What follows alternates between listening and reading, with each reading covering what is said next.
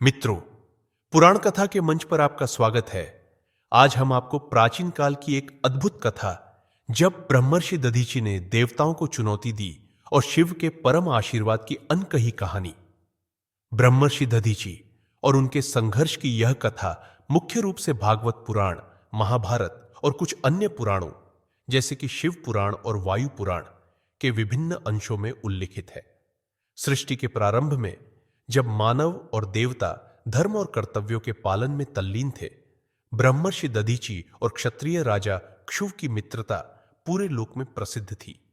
दोनों का आपसी सम्मान और स्नेह उनके अलग अलग वर्णों के बावजूद अटूट था।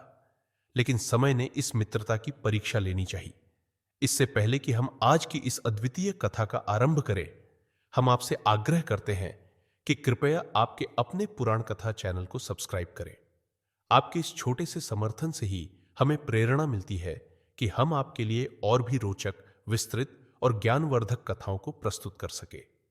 तो अब बिना किसी देरी के आइए इस दिव्य कथा की यात्रा शुरू करते हैं। एक दिन ब्रह्मर्षि दधीचि और क्षत्रिय राजा क्षुव दोनों के बीच वर्णों की श्रेष्ठता को लेकर एक वाद विवाद आरंभ हुआ। दधीचि ने ब्राह्मणों की महिमा का बखान करते हुए कहा कि ब्रह्म ज्ञान ही संसार का सबसे बड़ा धन है और ब्राह्मणों के तप और त्याग से ही सृष्टि का संतुलन बना हुआ है। वहीं क्षु ने क्षत्रियों की शक्ति और रक्षा करने की क्षमता का गुणगान करते हुए कहा कि बिना क्षत्रियों के धर्म और न्याय की रक्षा असंभव है। धीरे धीरे यह वाद विवाद बढ़ता गया और दोनों के अहंकार ने स्नेह और सौहार्द को प्रतिस्पर्धा युद्ध में बदल दिया। अपनी श्रेष्ठता साबित करने के लिए राजा क्षुव ने इंद्र से उनके सबसे प्रबल अस्त्र वज्र को उधार लिया। वज्र को स्वयं विश्वकर्मा ने सूर्य की प्रचंड ऊर्जा से गढ़ा था और यह अस्त्र इतना प्रचंड था कि इसके वार से कुछ भी नष्ट किया जा सकता था।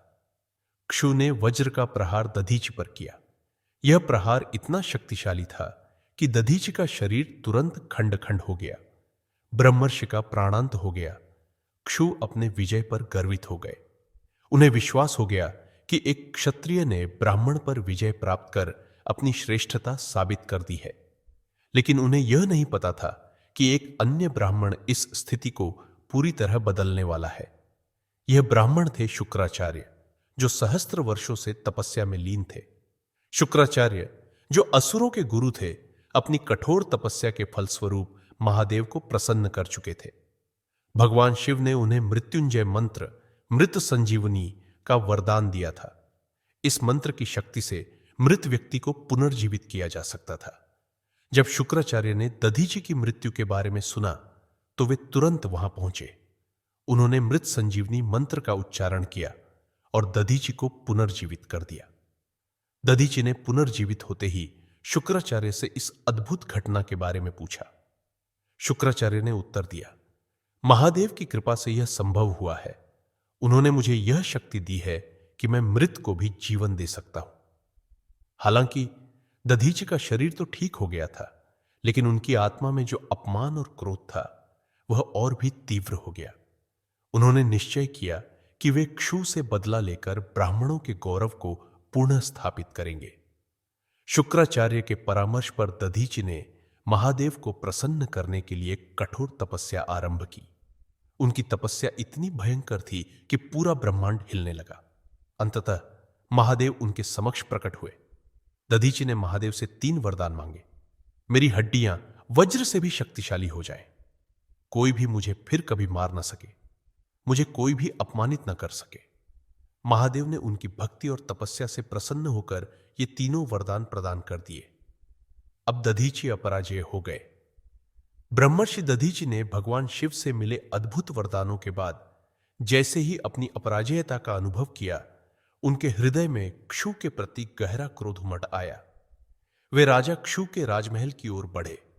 उनके कदम जैसे प्रतिशोध के शब्द गढ़ रहे थे। महल के भव्य द्वार पर पहुंचते ही उन्होंने अपनी दृढ़ता से द्वारपालों को किनारे कर दिया और भीतर प्रवेश किया। राजा क्षु अपने सिंहासन पर गर्व से बैठे हुए थे, लेकिन जैसे ही उन्होंने अपने समक्ष दधीचि को जीवित और सजीव खड़ा देखा, उनकी आंखों में भय और आश्चर्य दोनों भर गए।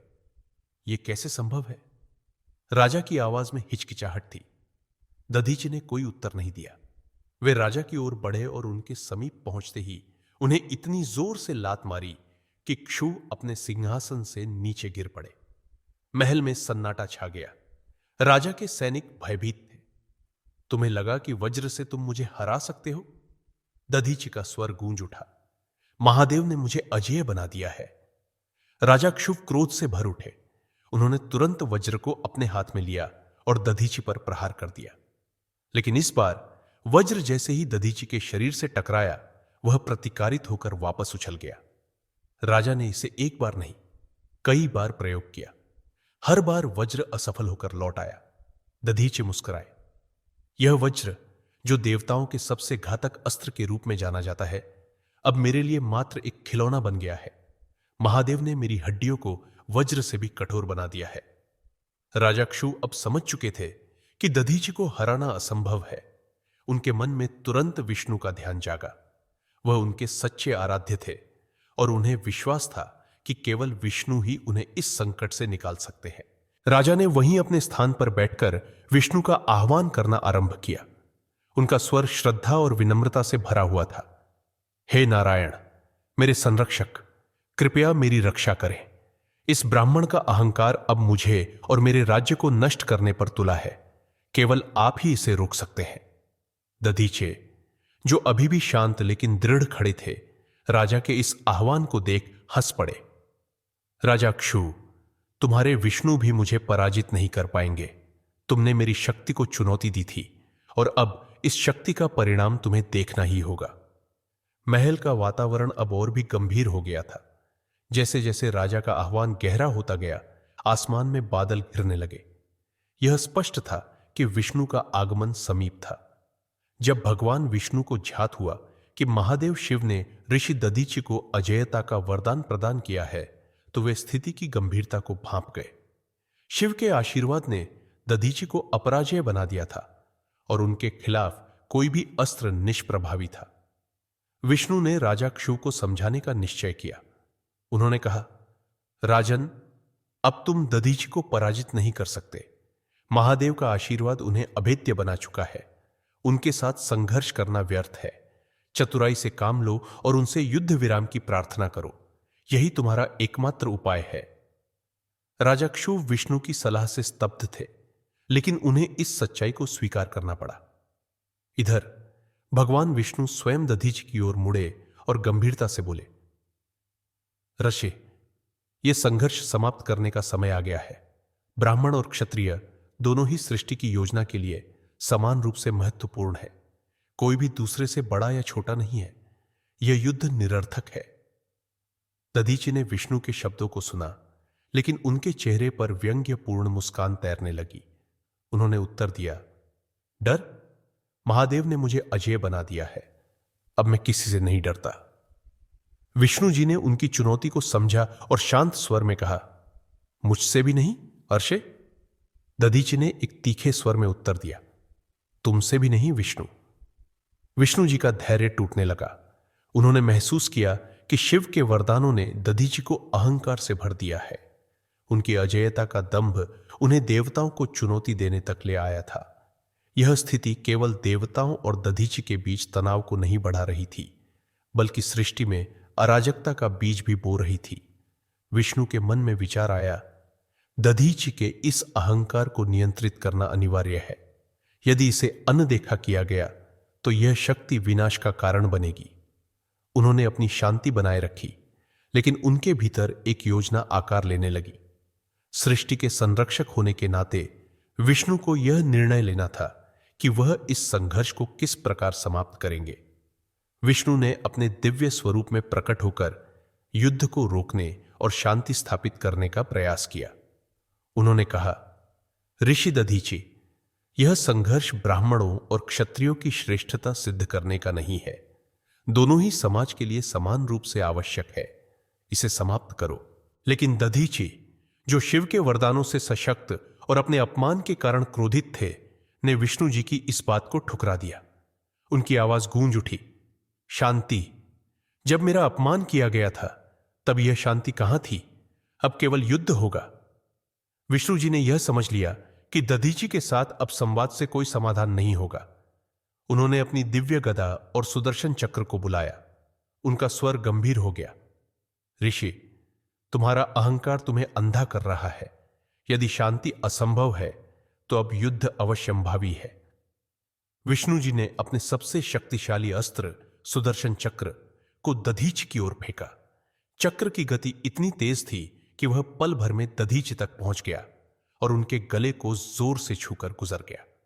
लेकिन यह चमत्कारिक था कि चक्र उनकी त्वचा को छू भी नहीं सका। इसके तेज किनारे मुड़ गए और वह बेकार होकर जमीन पर गिर गया। दधीच ने एक तीखा ताना मारा। क्या यही वह चक्र है जिस पर आपको गर्व है? शायद यह केवल कमजोरों और महिलाओं के सिर काटने के लिए ही बनाया गया है। विष्णु का मुख क्रोध से लाल हो गया। उन्होंने गदा उठाई और उसे पूरी शक्ति से दधीची पर फेंका। गदा भी निष्फल सिद्ध हुई। जैसे ही यह दधीची को छूने की कोशिश करती, शिव के वरदानों से सशक्त उनका शरीर इसे निष्क्रिय कर देता। दधीची शांत और अचल खड़े रहे। उनके चेहरे पर विजयी मुस्कान थी, मानो यह सब एक खेल मात्र हो। इस बीच विष्णु जी की सहायता के लिए अन्य देवता प्रकट होने लगे। इंद्र, अग्नि, वरुण और यमराज जैसे महादेव भी अपने अपने दिव्य अस्त्रों के साथ युद्ध में सम्मिलित हो गए। दधीची ने अपनी शक्ति का प्रदर्शन करते हुए भूमि से एक घास का तिनका उठाया। उन्होंने मंत्र पढ़ा और वह तिनका एक जलता हुआ त्रिशूल बन गया। त्रिशूल की तीव्रता इतनी अधिक थी कि देवता भयभीत होकर भागने लगे। त्रिशूल मानो उनकी ओर बढ़ रहा हो, उन्हें वाष्पीकृत करने के लिए तैयार। देवताओं की असफलता देखकर भगवान विष्णु ने अपने दिव्य कौशल का प्रयोग किया। उन्होंने अपनी कई प्रतिकृतियां बनाई जो दधीची के चारों ओर घूमने लगी।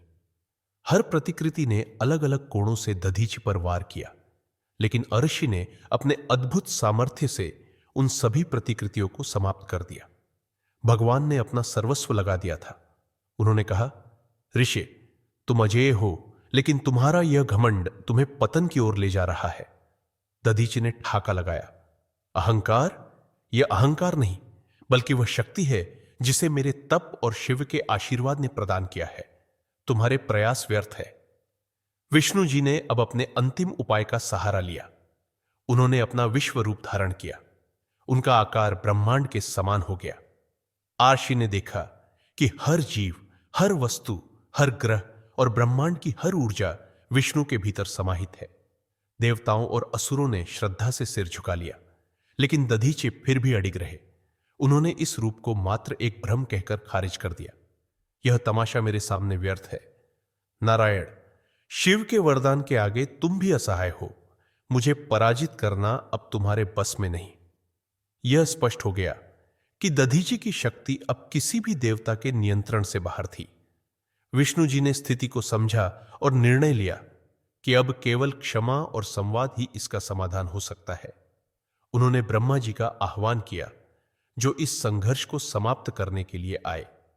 ब्रह्मा ने क्षु को दधीची से क्षमा मांगने के लिए कहा। दधीची ने अंततः नरमी दिखाई और शांति स्थापित की, लेकिन देवताओं को यह चेतावनी दी, तुम सब महादेव के क्रोध का सामना करोगे। यह तुम्हारे अहंकार का परिणाम होगा।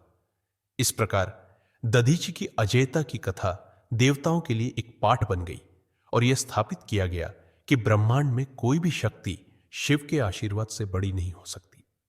कहानी का संदेश।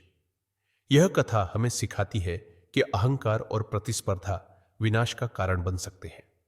ब्राह्मणों और क्षत्रियों की भूमिकाएं भले ही भिन्न हों, लेकिन दोनों का महत्व समान है। दधीची और क्षुभ के संघर्ष से यह संदेश मिलता है कि संतुलन और परस्पर सम्मान से ही समाज और सृष्टि की रक्षा हो सकती है। आप सभी से विनम्र निवेदन है कि इस कथा को अपने प्रियजनों, मित्रों और सहकर्मियों के साथ साझा करें। आइए पुराण कथाओं के इस खजाने को हर घर तक पहुंचाने में हमारा साथ दें, ताकि धर्म और भक्ति के गूढ़ रहस्यों का अनुभव हर कोई कर सके। यदि आपको हमारी यह प्रस्तुति पसंद आई हो तो कृपया इसे लाइक करें और आपके अपने मंच पुराण कथा को सब्सक्राइब करना न भूलें। आपकी यह छोटी सी पहल हमारे प्रयास को बढ़ावा देने और हमें और बेहतर करने के लिए प्रेरित करेगी। हमारे साथ इस कथा के अंत तक जुड़े रहने के लिए हृदय से धन्यवाद। महादेव आप सभी पर अपनी कृपा और आशीर्वाद बनाए रखे। आपका जीवन हमेशा धर्म, भक्ति और आनंद से भरा रहे। हर हर महादेव।